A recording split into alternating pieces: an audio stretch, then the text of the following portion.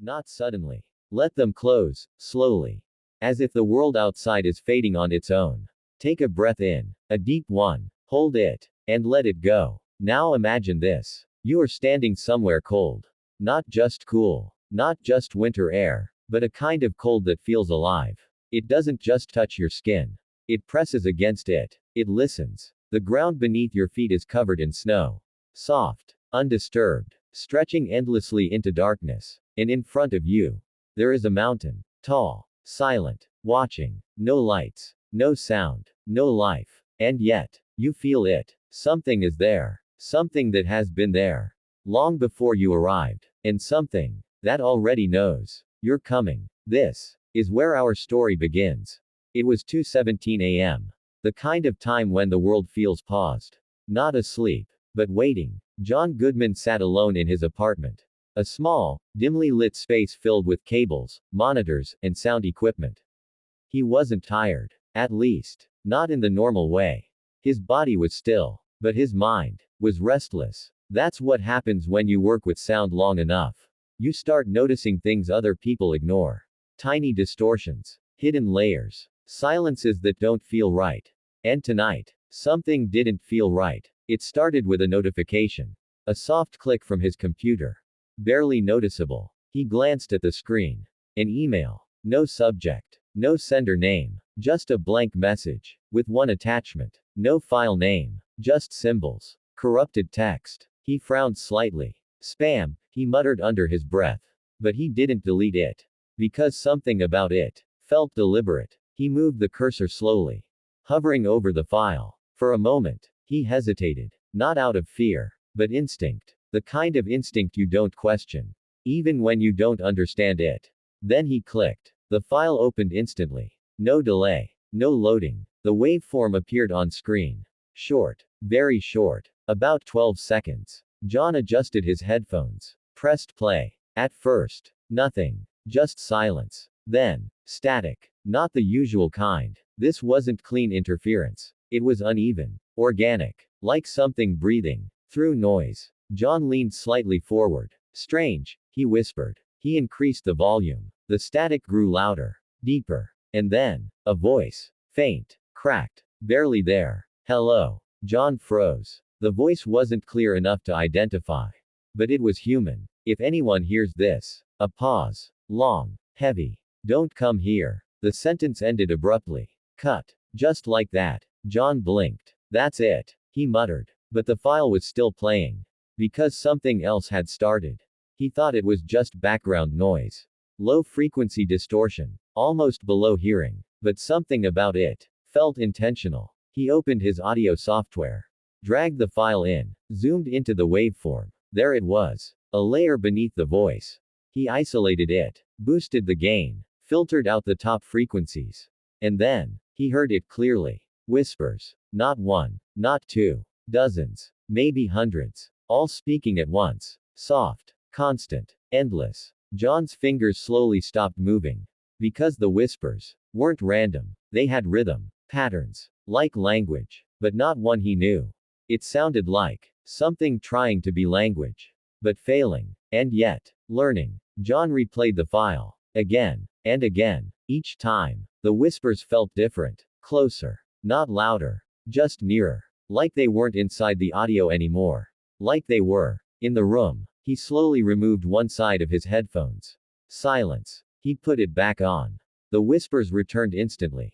But now, they weren't layered. They were focused. Aligned. And then, for just a moment, everything stopped. The whispers. The static. The sound. Total silence. And in that silence, one voice remained. Clear. Close. John. His breath caught instantly. His name. He didn't move. Didn't blink. Because something deep inside him had already understood the truth. That voice was not part of the recording. Slowly. Very slowly. John turned his head. Behind him. Nothing. Just the dim light of his room. The quiet hum of electronics. But the feeling remained. That he was no longer alone.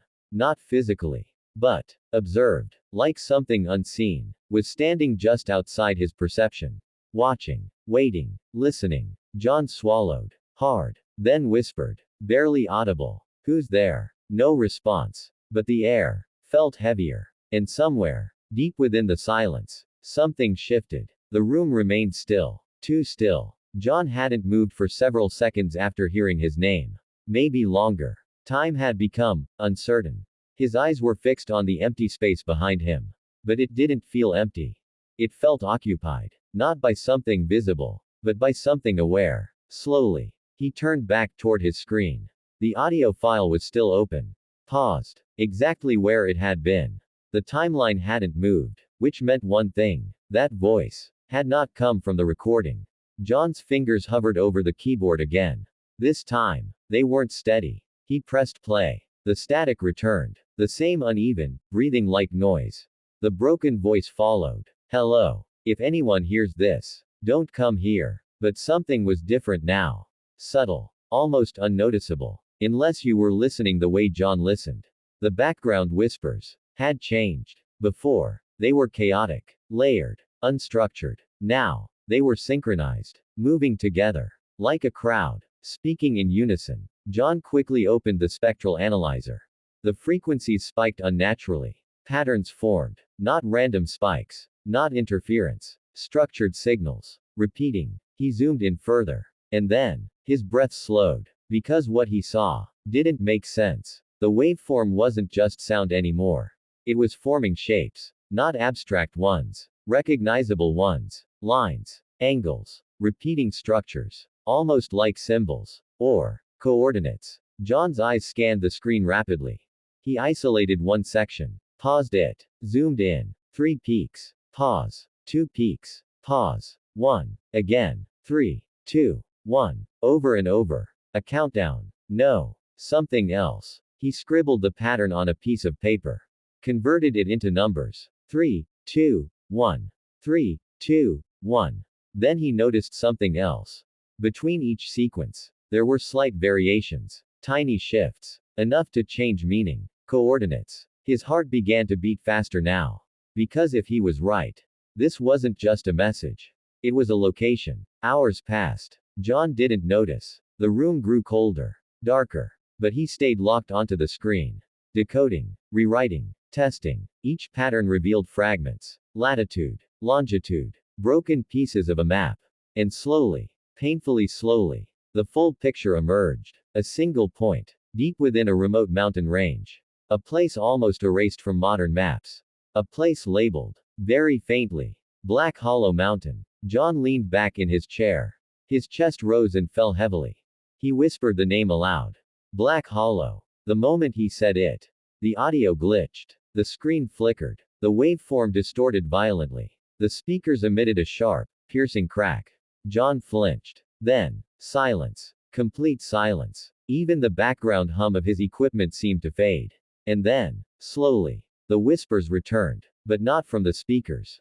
From the room. All around him. Soft. Close. Closer. Come closer. We see you. John's eyes widened. He stood up abruptly. No, he whispered. His voice felt small. Weak. The whispers continued. Layered. Endless. You found us. You hear us. Now come. John grabbed his headphones and tore them off completely. The sound didn't stop. The walls of the room felt different. Not physically moving, but wrong. Like their distance had changed. Like the space around him was stretching. He stepped backward slowly. His foot hit the edge of the table, grounding him. This isn't real, he said quietly. But even as he said it, he didn't believe it. Because the whispers were still there. And they were getting clearer. John squeezed his eyes shut. Just for a moment. Just to reset. To break whatever this was. But the moment darkness filled his vision, he saw something else. Not blackness. Not emptiness. A place. Snow. Endless snow. A mountain in the distance. Tall. Silent. Watching. And in the snow, footprints. Barefoot. Leading away. Into darkness. John's eyes snapped open instantly. He stumbled backward. Breathing heavily now. Because he understood something terrifying. He hadn't imagined it. He had seen it. The computer screen flickered again. The audio file restarted on its own. This time, the voice was clearer. Stronger. If anyone hears this. A pause. Then, something new. It's too late for me. John stepped closer slowly. His hands trembling. But not for you. The whispers surged behind the voice. Louder. Sharper. Don't follow the sound. The audio cracked violently. Then cut. And in the silence that followed, one final whisper echoed. Right beside him. But you will. The room returned to normal. Just like that. Silence. Stillness. As if nothing had happened. John stood there. Frozen. Minutes passed. Maybe longer. Then slowly, he turned toward his desk. The coordinates were still there. Written clearly. Waiting. He stared at them. Every instinct told him to stop. To delete everything. To walk away. But something deeper. Stronger. Had already taken hold. Curiosity. No. Something else. A pull. A connection. Like a thread tied somewhere far away. Tightening with every second. John picked up his phone. Opened maps. Entered the coordinates. The route appeared. Long. Remote. Leading straight into the mountains. To Black Hollow. He exhaled slowly. And whispered. Almost unconsciously. I'm coming. The moment the words left his lips. Somewhere. Far away. Something heard him. Don't rush back yet. Because once a decision is made. Don't let you turn around. John had already chosen. And somewhere. Far beyond the reach of cities. Something had begun to wait. Morning came quietly. Too quietly. No birds. No distant traffic. No ordinary sounds of life filtering through the window. Just stillness. John woke up sitting in his chair. He didn't remember falling asleep. His neck ached slightly. His eyes burned. The screen in front of him was still on. The coordinates still visible. Unchanged. But something about them felt heavier now. Like they weren't just numbers anymore. They were an invitation. Or a warning. John stood up slowly. His body felt normal. But his mind wasn't. Fragments of the night lingered. The whispers. The voice. That moment. When the room no longer felt like his own. He walked to the window. Pulled the curtain aside. The city looked normal. Cars moved. People walked. Life continued. And yet, he felt disconnected from it. Like he had already stepped outside of it. Without leaving. He tried to distract himself. Made tea. Turned on the TV. Opened random videos. But nothing stayed. Nothing held his attention. Because in the background of his thoughts, constant, unchanging, was the mountain. Black Hollow. Not as a place, but as a presence. Every few minutes, his eyes drifted back to the coordinates. Every time, his chest tightened slightly. Not fear. Recognition. As if something inside him was aligning with something far away. By noon, he stopped pretending. He knew he wasn't going to ignore it. He wasn't going to delete the file. He wasn't going to walk away. Because the truth was simple. He couldn't. Not anymore. The moment he heard his name, something had already changed. Something irreversible. John packed lightly. A backpack. Warm clothes. Recording equipment. Batteries. And without thinking too much about it, he added one more thing. A small handheld recorder. As if some part of him already knew. He would need to listen again. By late afternoon, he was on the road. The city slowly faded behind him. Buildings turned into open spaces. Open spaces into empty stretches of land. The sky grew wider. The air thinner. Hours passed. The radio played softly in the background. Normal songs. Normal voices. But every now and then, just for a second, the signal would distort. A faint crackle. A whisper beneath the music. Too quick to understand, but enough to notice. John adjusted the dial. The signal cleared. But the feeling remained. As night began to fall, he noticed something strange. The road ahead looked wrong. Not damaged. Not broken. Just unfamiliar. Like it didn't belong. He slowed the car slightly. The GPS still showed the route. Still pointed forward. But the surroundings felt increasingly empty. No other cars. No lights. Just a long, winding road. Leading deeper into darkness. Then, he saw it. A sign. Old. Faded. Barely readable. He pulled over slowly. Stepped out. The air hit him instantly. Colder than it should have been. He walked closer. Brushed dust and snow off the surface. The letters were almost gone. But not completely. Black Hollow region, 42 kilometers. John's chest tightened again. Because the moment he read it, he heard something. Not from the road. Not from the wind. From behind the trees. A faint, rhythmic sound. Like footsteps. He turned slowly. The trees stood still. Dark silhouettes against a fading sky. Nothing moved. And yet, he was certain. Something had been there. Watching. Waiting. John took a step back. Then another. His instincts told him to get back in the car. To leave. But something deeper held him in place. That same pull. That same invisible thread. Tightening. For a moment, he almost walked toward the trees. Almost. Then the sound stopped. Completely. As if whatever had made it had stepped back. Or disappeared. John exhaled slowly. Then turned. And returned to the car. Another hour passed. And then, finally, lights. A small town. Barely more than a few buildings.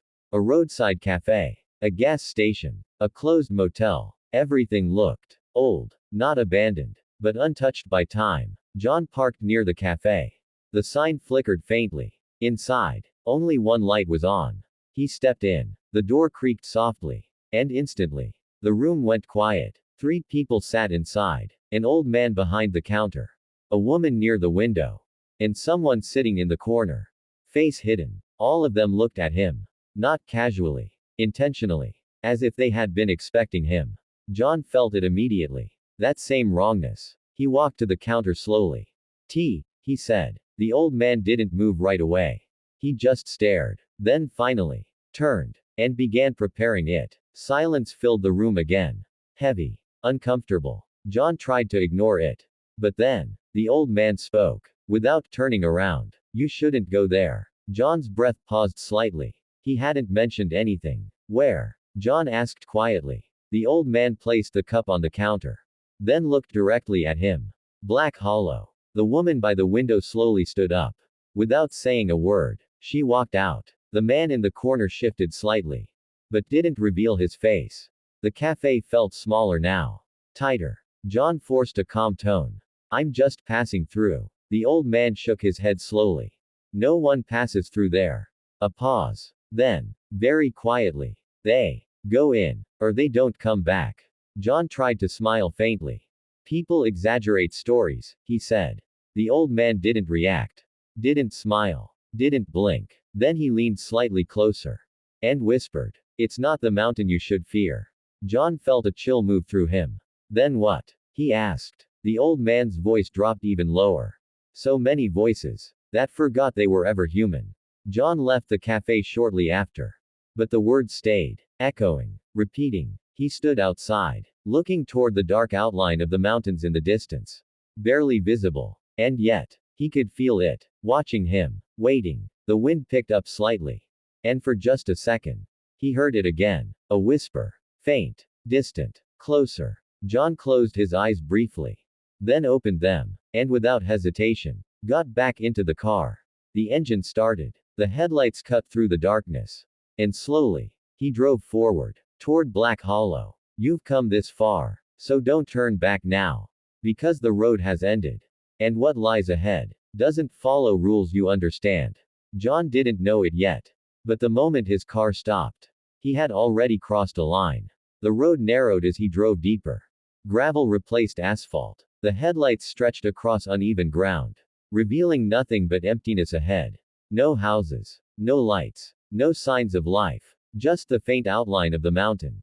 Growing larger. Closer. Heavier. The sky above had turned completely dark now. No stars. Not hidden. Not dimmed. Gone. John frowned slightly. Even in remote areas, there were always stars. But here, there was only darkness. Dense. Unnatural. Almost like a ceiling. Blocking everything beyond it. Finally, the road ended. Not gradually. Abruptly. As if something had decided. John turned off the engine. Silence fell instantly. Not the quiet of nature. Not the stillness of night. This was something else. A silence that felt as if it contained something hidden beneath it. Waiting. Listening. John stepped out of the car slowly. The cold hit him harder than before. Sharper. It felt closer to his skin. Like it wasn't just air anymore. He looked up. Black Hollow Mountain stood in front of him. Massive. But not just in size.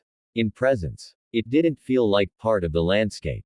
It felt separate. Like it didn't belong to the world around it. Its surface was uneven. Jagged. But what unsettled him most was the darkness. Not shadows. Absence. Light didn't reflect the way it should. It was as if the mountain absorbed it. John swallowed quietly. And for the first time, a clear thought formed in his mind. You shouldn't be here. But it came too late. He moved quickly now. Not rushing. But not lingering either. He chose a spot near a cluster of rocks. Set up his tent. Checked his equipment. Everything normal. Everything working. That helped. Routine grounded him. Made things feel real again. But every now and then, he would pause. Because he kept hearing something. Not clearly. Just at the edge of perception. Like something trying not to be heard. It started when he turned on his recorder. A simple test. He placed it on a rock. Pressed record. Testing, he said calmly. His voice sounded normal. Clear. But when he played it back, there was something else. Very faint. Just behind his voice. A second layer. A whisper. Still here. John froze. He hadn't heard that when speaking. He checked again. Played it again. Same result. Still here. His heartbeat began to rise. Because he recognized it. That wasn't random. That was the same voice. From the original recording. Darkness deepened quickly. Too quickly. One moment, the outline of the mountain was visible. The next, it was gone. Swallowed entirely. Even the horizon disappeared. John sat near his tent. A small light beside him. It barely pushed back the darkness. Only creating a small circle of visibility. Everything beyond it was nothing. And then, it came back. That feeling. Stronger now. He wasn't alone. Not somewhere far away. Not hidden. Close. Very close. John turned his head slowly. Nothing. Just darkness. But his body reacted anyway. Tension. Alertness. The kind that comes when something is watching you. Without blinking. Minutes passed. Or maybe hours. Time had started to blur.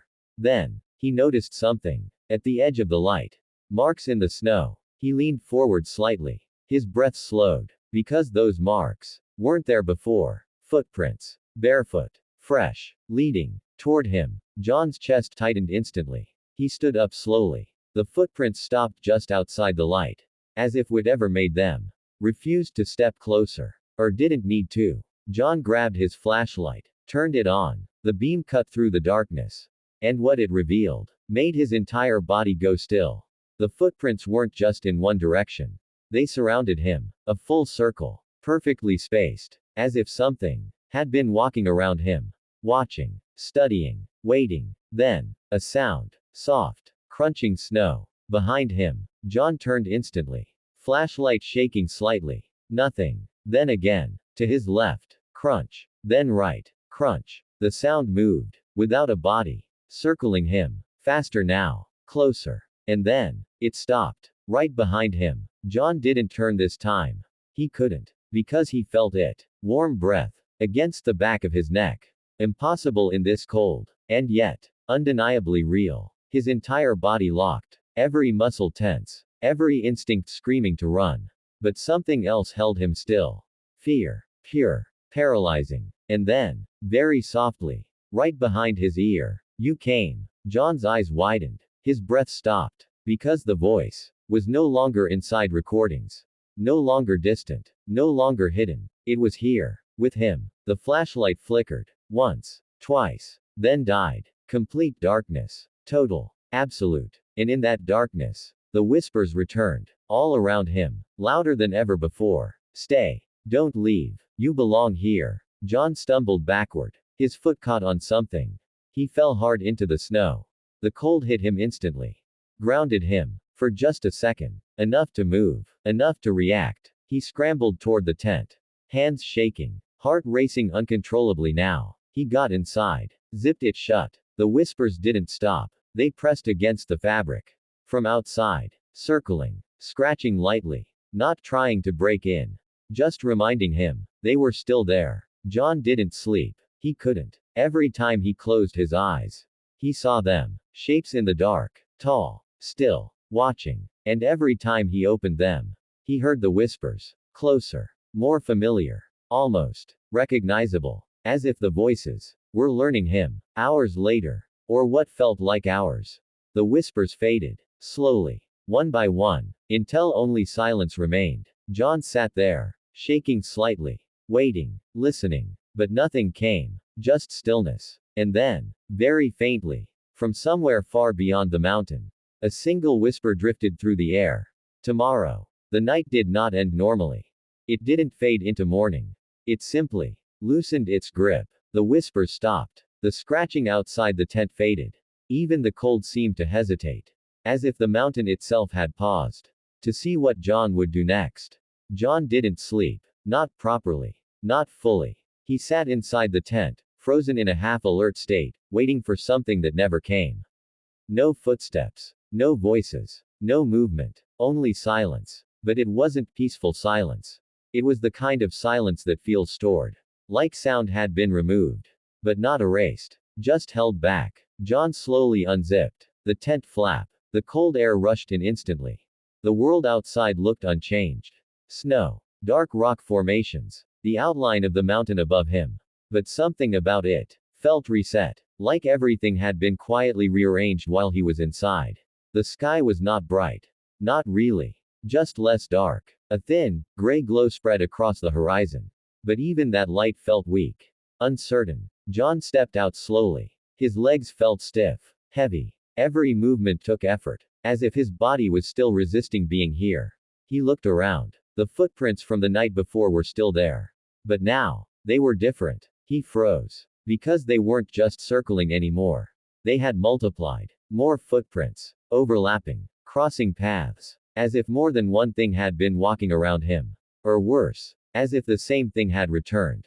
Again and again. Through the night. John swallowed. His throat felt dry. He had two choices. Stay. Or go deeper. And somehow, staying felt worse. Because staying meant waiting. And waiting meant listening. And he no longer trusted what he might hear. So he packed quickly. Minimal equipment. Recorder. Water. Light. And started walking. The moment he moved away from camp. The silence changed. It didn't break. It shifted. Like something adjusting its attention.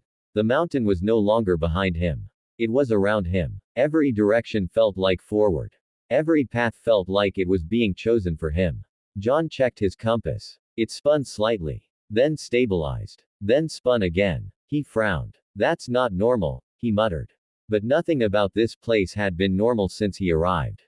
After nearly an hour of walking, he found something. A faint trail. Not natural. Not formed by erosion or animals. This was deliberate. Flattened snow. Compressed earth. A path. Leading deeper into the mountain's inner slope. John stopped. He looked ahead. And for the first time, he felt it clearly. This wasn't exploration anymore. This was following. Another 20 minutes passed. The terrain changed. Rock formations became tighter. Closer. The air felt denser. Harder to breathe. And then, he saw it. A structure. Or what was left of one.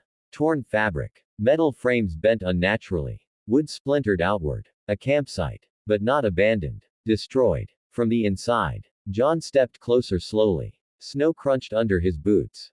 The tents were still standing. Barely. But they looked violated. Like something had erupted outward from within them. He approached the largest tent. The fabric was torn in long vertical lines. As if something inside had grown too large for it. John hesitated. Then carefully opened the flap. Inside. Nothing. At first. Just scattered supplies. Frozen equipment. Torn sleeping bags. But then, he noticed it. A notebook. Half buried in snow. He picked it up. The pages were damp. Faded. Barely readable. But some words remained intact. He squinted. Read slowly. Day 4. We hear it at night. Not outside, inside the air. John's fingers tightened slightly. He turned the page. Day 6. The mountain answers when we speak. He swallowed. Turned another page. Day 7. It knows our names now. John froze. His breath stopped slightly. That line hit differently. He had heard his own name too. He continued reading. Day 9. Some of us are missing. But the tents are still full. John frowned. What does that even mean? He whispered. Then he turned the final page. And went still. The handwriting changed. Different pressure. Different rhythm. Almost rushed. Don't trust the silence. It is listening back. John lowered the notebook slightly. His pulse increased. He looked around the tent again. But now, it didn't feel empty. It felt staged. Like everything inside had been placed carefully. Not abandoned, but arranged. John stepped back outside. And that's when he noticed it. Footprints. Fresh. Leading away from the camp. But not just one direction. Multiple paths. Like people had left. In different states. Some walking. Some running. Some dragging. He stared at them for a long moment.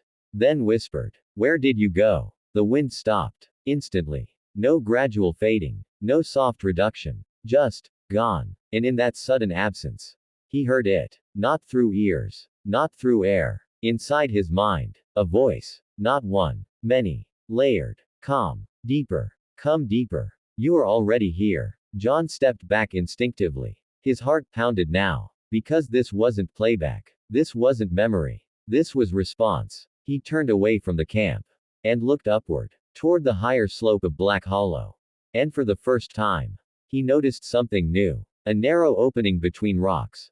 A gap. Dark. Perfectly vertical. Like a door carved into the mountain itself. But not by human tools.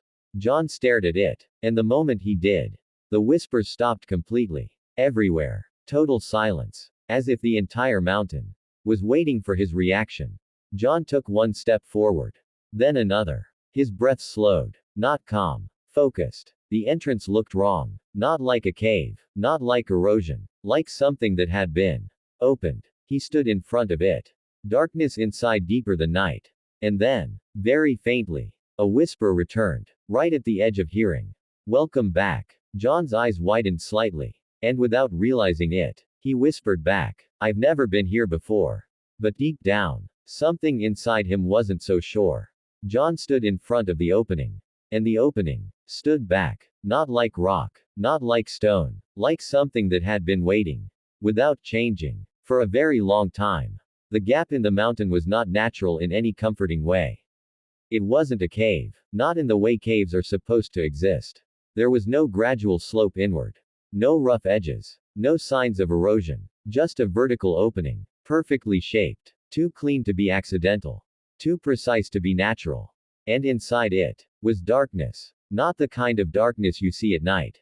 This was different. This was the absence of information. John stepped closer slowly. One step. Then another. His flashlight was in his hand, but he hadn't turned it on yet. Something told him, light might not behave properly inside. That thought didn't come from logic. It came from instinct. He finally turned the flashlight on. The beam should have cut through the darkness. It didn't. It entered the cave. And simply, weakened. Not blocked. Not reflected. Diminished. As if the darkness inside wasn't empty. As if it was consuming light itself. John swallowed. That's not possible, he whispered. But he still stepped in. The moment he crossed the threshold, everything changed. Sound disappeared. Not gradually. Not softly. Instantly. No wind. No breathing. No rustle of clothing. Even his footsteps felt swallowed. He stopped walking for a second. Listened. Nothing. Complete silence. But it wasn't peaceful. It was dense. Like sound itself had been compressed and locked away.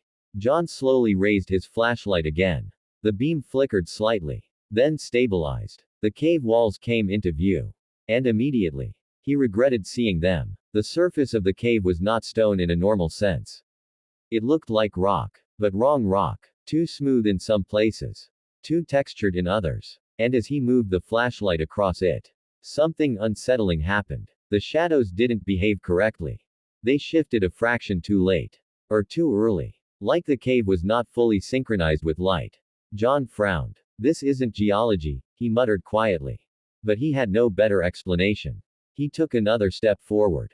And then it came. Soft. Barely there. Down. John froze instantly. His head snapped slightly toward the sound. Nothing visible. He waited. Then another whisper. Come down. His grip on the flashlight tightened. That's not outside, he whispered. That's inside the cave. He moved forward cautiously. The tunnel should have sloped downward. But it didn't feel like descent. It felt like relocation. As if the cave wasn't going deeper. But elsewhere. The concept of direction started to weaken. Left and right felt interchangeable. Up and down felt uncertain. John stopped again. Checked his compass. The needle spun slowly. Then faster. Then stopped. Pointing nowhere. John suddenly remembered the recorder in his pocket. He pulled it out. Pressed play. At first, static. Then the familiar broken voice. If anyone hears this. He exhaled slightly. At least something was consistent.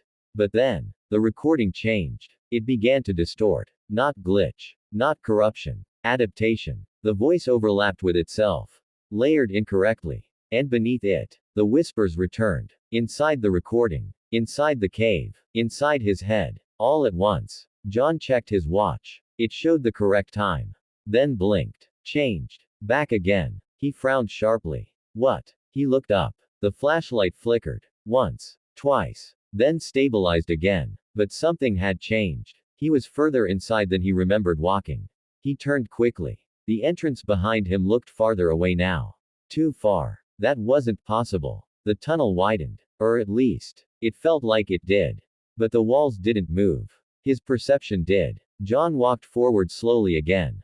This time, he noticed something new. Marks on the wall. Scratches. Lines. Handprints. Not random. Intentional. But not humanly placed. Too high. Too clustered. Too chaotic. There was something ahead. Not clearly visible. Not fully formed. Just a distortion in the air.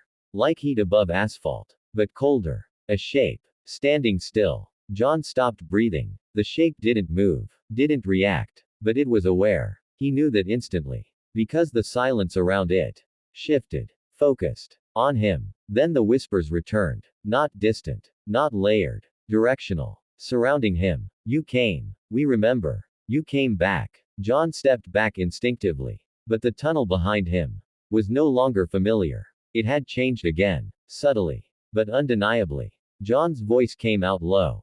Barely controlled. This isn't a cave. He swallowed. It's reacting. The shape ahead tilted slightly. Not physically. But perceptually. Like it acknowledged the thought. And then, something spoke. Not from any direction. From everywhere. Calm. Unhurried. You are early. John froze completely. The voice was not loud. Not aggressive. Just certain. As if it had been waiting for him to understand that sentence. Early. John whispered. Silence. Then the shape shifted slightly.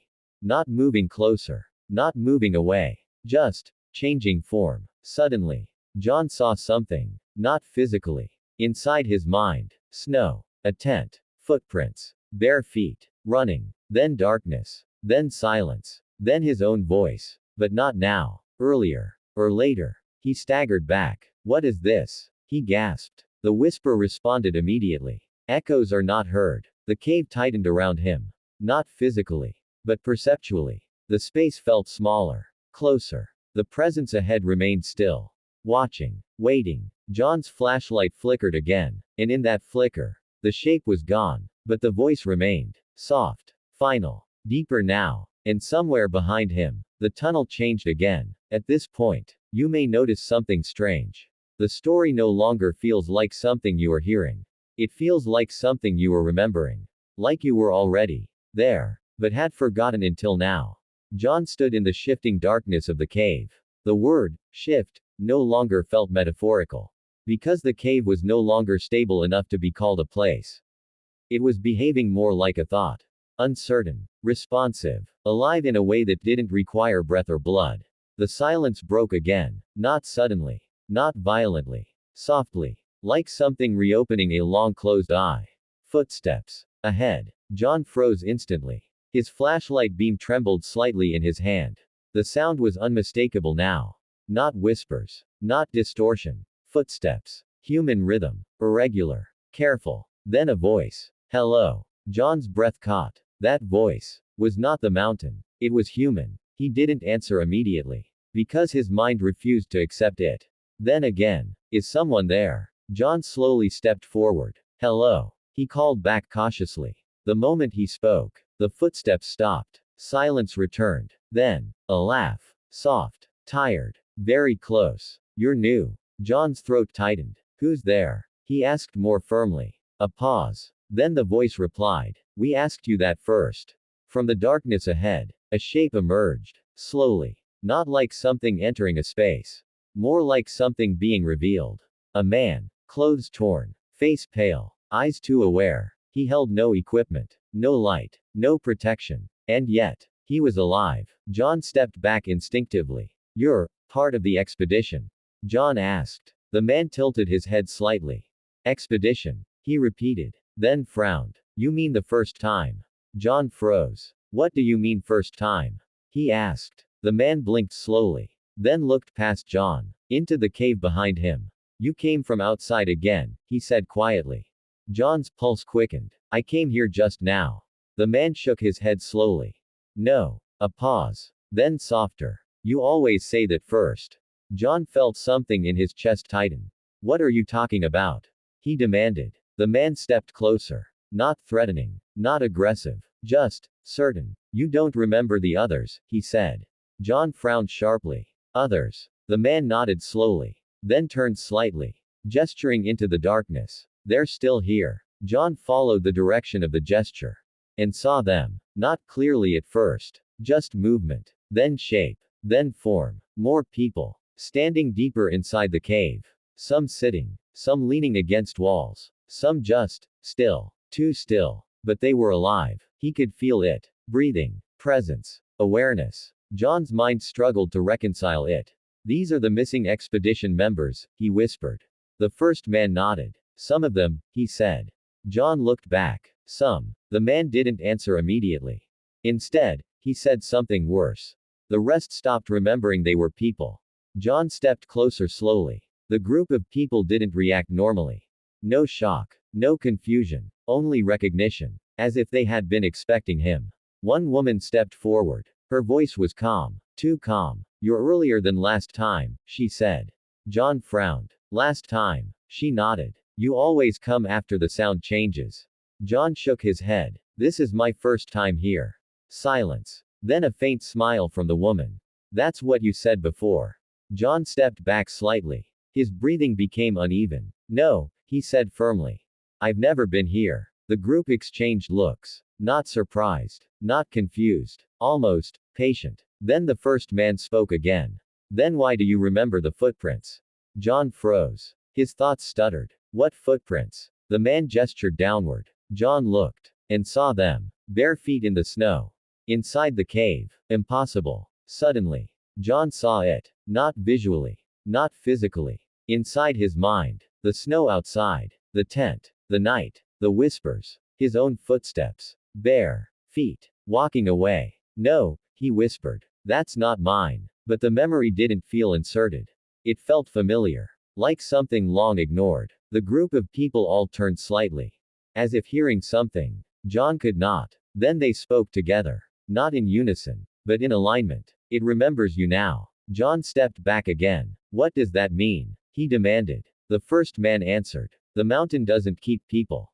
It pauses them. John shook his head. This doesn't make sense. A woman stepped closer. Gently. Calmly. You think you arrived here from outside, she said. But you arrived from the last time you left. John felt a chill spread through his body. That's impossible. The woman tilted her head. Inside, impossible is just delay. The cave behind them shifted again. Subtly. But undeniably. The deeper tunnel no longer looked the same. It looked closer. As if distance had collapsed. The people around him seemed unchanged by it. As if they were used to reality adjusting. John whispered. How long have you been here? The first man answered quietly. That depends on which version of us you ask. John's breathing quickened. This is not real, he said again.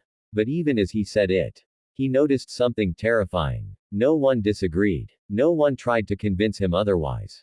They simply waited. Patient. As if his acceptance was part of something already scheduled. The first man stepped closer one final time. And said softly. You'll understand when you stop being new. At this depth, the mind starts doing something strange. It begins trying to protect you. By rewriting what you believe is real. But the mountain does not allow protection. It allows only understanding. And understanding always comes too late. John stood among them. The people who should not still exist. And yet, they did. Or at least, a version of them. No one spoke for a moment. Not because there was nothing to say. But because something else was speaking already. Not through words. Through presence. A pressure in the air. A subtle compression of reality itself. Like the cave was leaning in closer. To hear better. John stepped back slowly. I don't understand what's happening here, he said. His voice sounded too normal. Too fragile. The first man looked at him with tired eyes. You will, he replied. Then added softly. You always do. John shook his head. No. I've never been here before. A long silence followed. Not disbelief. Not confusion. Recognition. Then the woman spoke again. You said that the first time too. John froze. The first time. He repeated. The woman nodded. When you arrived from outside. John felt something inside him tighten. What first time? The man exhaled slowly. And pointed deeper into the cave. Not forward. Not backward. Just inward. Before you learned how the mountain works. The cave wall behind them flickered. Not physically. Visually. Like reality skipping frames. John turned toward it instinctively.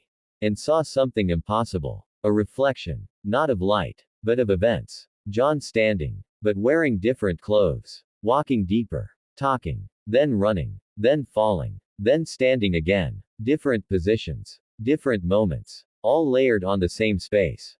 No, John whispered. He stepped closer. The images didn't react. They continued. As if unaware they were being observed. One version of him turned toward the group. Spoke. But no sound came. Another version was screaming. Another was sitting quietly. Staring at his hands. John stepped back quickly. What is this? He demanded. The first man answered calmly. That's you. A pause. Or, what you left behind. John shook his head violently. This is not possible. The woman stepped forward again. You think people leave the mountain, she said softly. But, they only stop being in the same order.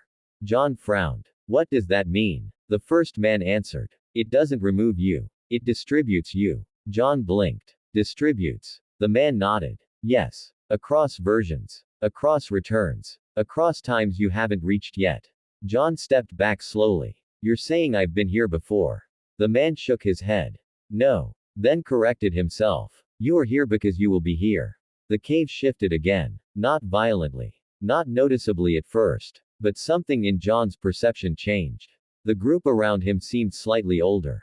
Then younger. Then unchanged. Then all three at once.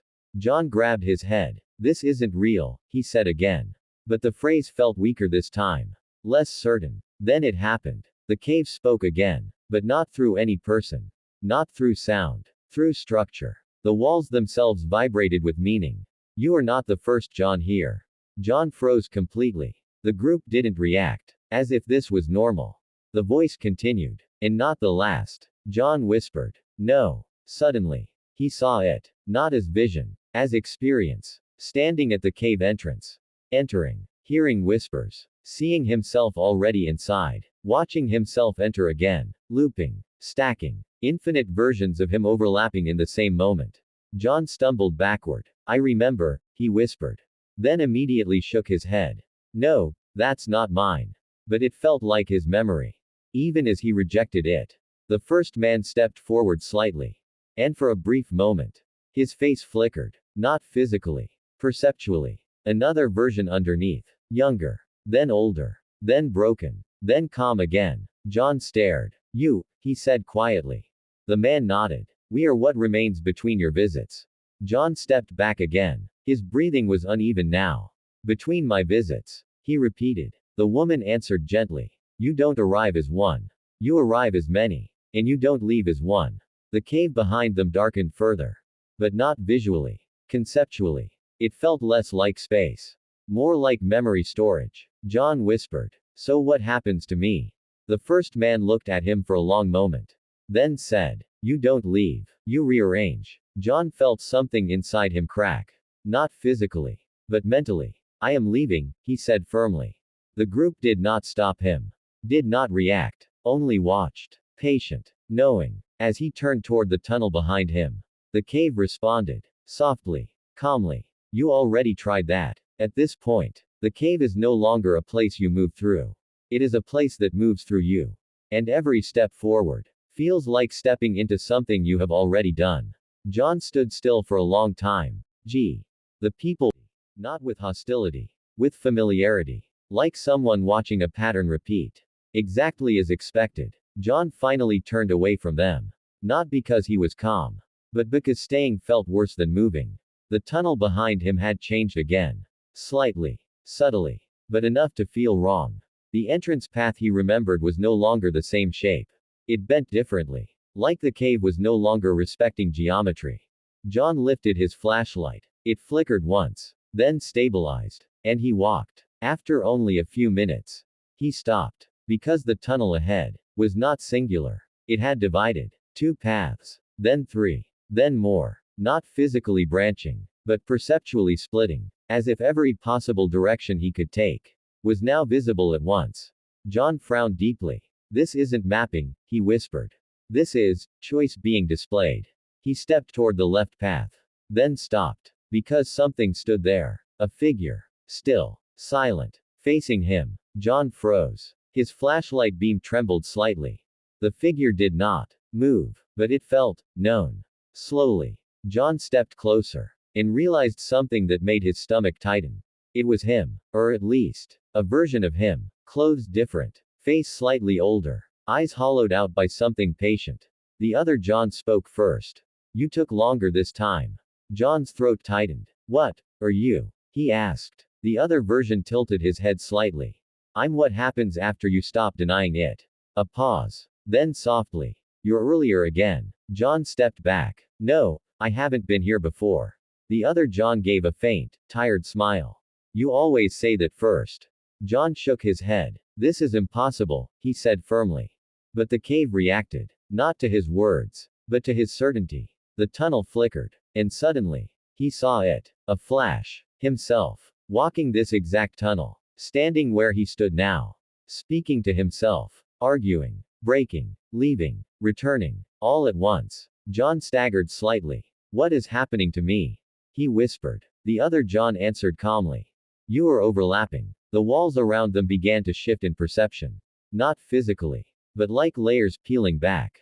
Behind the stone, there was something else. Not empty space. Not rock. But memory density. Stored moments. Repeating moments. John pressed his hand to the wall. It felt cold. But also, familiar. And suddenly, he saw another scene. Not this tunnel. But outside. Snow. His tent. His footprints. Then another version of him standing there. Watching himself leave. No, he whispered. The other version stepped closer. Not aggressively. Carefully. Listen, he said softly. The mountain doesn't trap bodies. It traps sequences. John frowned. Sequences. The other nodded. Moments that repeat until they resolve. A pause. And you haven't resolved. John shook his head. What about the others? He asked. The other John gestured vaguely behind him. They are earlier attempts. John turned slightly, looking back toward where he came from. And suddenly understood something worse. The people he had seen before were not survivors. They were iterations. Different versions of the same collapse. The same story repeating in slightly altered. The tunnel seemed to breathe now. Slow. Patient. As if reacting to comprehension. The other John spoke again. It doesn't erase you. It refines you. A pause. Until you stop resisting the pattern. John stepped back slowly. No, he said firmly. I am leaving. The other John shook his head. You said that before too. Suddenly, the tunnel behind John changed again. The path he came from was no longer clear. It was layered. Multiple exits overlapping. Some leading deeper. Some leading back. But none clearly out. John turned quickly. What did you do? He demanded. The other John replied softly. Nothing new. Just what already happened. John felt something inside him fracture. Not physically, but internally. Like a structure collapsing under its own contradictions. He whispered. If this is true, then I've already failed.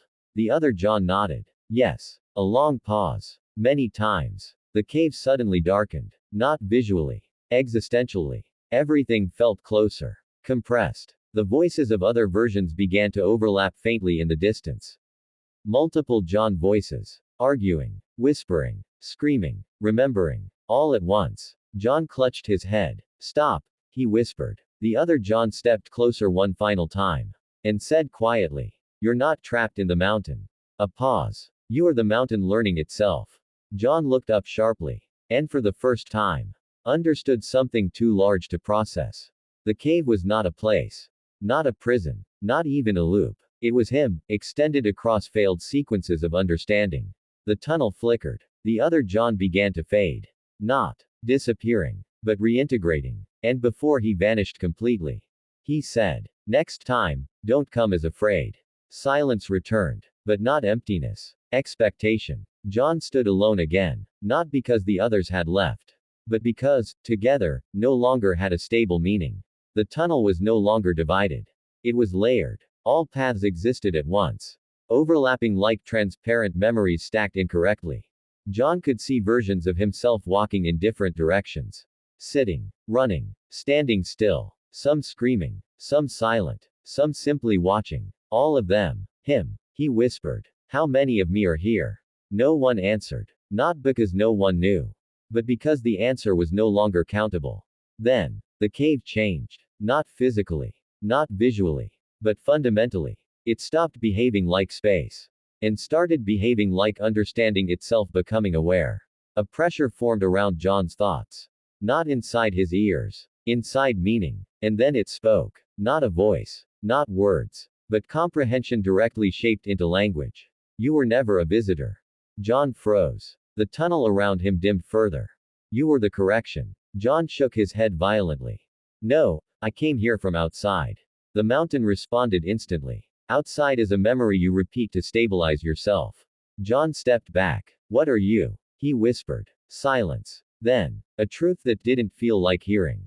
But remembering something forbidden. Images flooded his mind. Not visions. Not hallucinations. Structural understanding. A mountain that is not geological.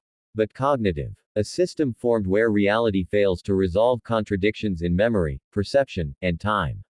A place where unfinished outcomes accumulate. Not erased. Not fixed. Replayed. Refined. John whispered. A loop. The mountain responded. A repair system. John saw them now. Clearly. The expedition. Not as dead. Not as alive. But as iterations. Each version of them representing a different resolution attempt.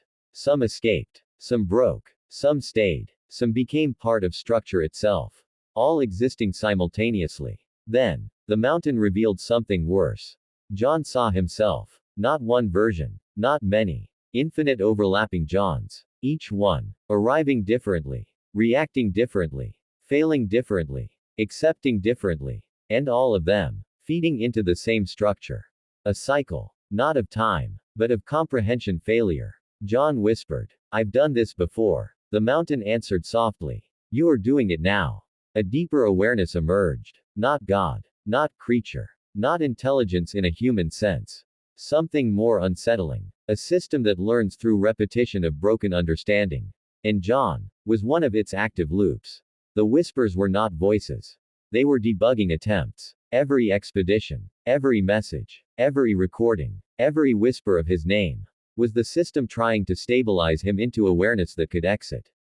But every version failed differently. The mountain became quiet. Completely. Then it spoke again. This iteration is closer. A pause. You can stop returning. John felt something strange. Not hope. Not fear. But exhaustion. Like something ancient in him was tired of repeating itself. He whispered. How? The mountain answered. Accept continuity. John stood still. For the first time. There was no panic. No confusion. Only clarity emerging through overwhelming repetition. He understood what escape meant now. Not leaving. But dissolving the idea that he ever entered. The versions of him flickered around the tunnel. Waiting. All of them paused. For his response. John took a slow breath. And spoke softly. If I accept, do I still exist? Silence. Then the mountain answered. Not as one. A pause. As complete understanding. John closed his eyes. The whispers stopped completely. For the first time in the entire story. There was no noise. Only presence. The tunnel began to fade. Not collapse. Not disappear. Integrate. John's awareness spread outward. Across all versions. Across all failures. Across all attempts. He saw everything. Every loop. Every return. Every whisper. Every fear. Every decision. And then, something softened. The resistance stopped. The mountain spoke one last time. Not as command. Not as warning. But as completion. You are no longer incomplete. A long silence followed. Then, a final whisper. Not from the mountain. Not from outside. But from everywhere at once. John. And this time, he did not turn. The cave is empty. Or full. Depending on which version is observing. Outside. Snow continues to fall. And somewhere deep within Black Hollow Mountain, a faint signal is still being transmitted. Not a distress call, not a warning, but a pattern, waiting for the next mind to recognize itself inside it. And if you listen carefully, in the silence between thoughts, you might still hear it. Welcome back.